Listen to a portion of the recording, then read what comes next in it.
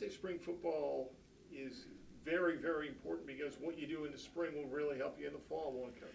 Oh, absolutely, Fred. And, one, it's exciting. We're still trying to wipe off the rust from basketball. Jackie and I were able to go down and watch our women's. What a great run they had, and our men's basketball through the winter months. So it's crept up on us with spring football, but is a very, very important time. We're trying to reestablish our work ethic, our practice habits.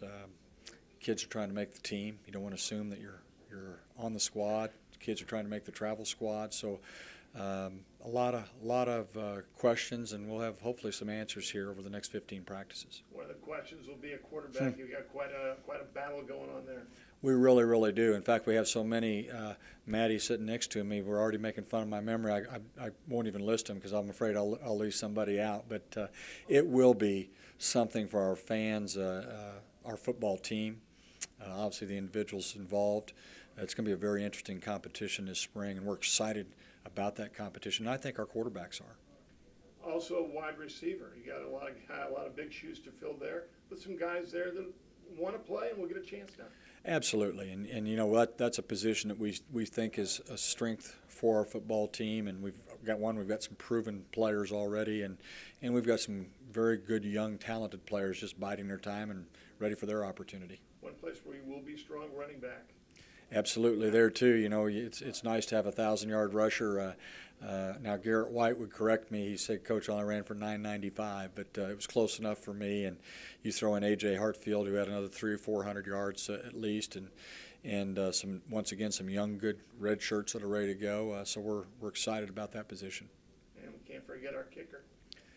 Derek has some big shoes to fill. We've got two very capable replacements, and they've got to do it in game competition, and that'll be an interesting battle as well. So that's one that's easily can be forgotten by the fans. Maybe I should have said our punter.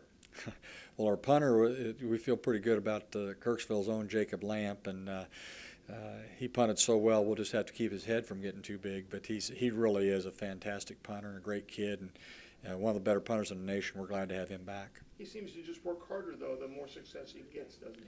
He does. He's got a tremendous work ethic. He's a fantastic athlete, but he's a self-made punter.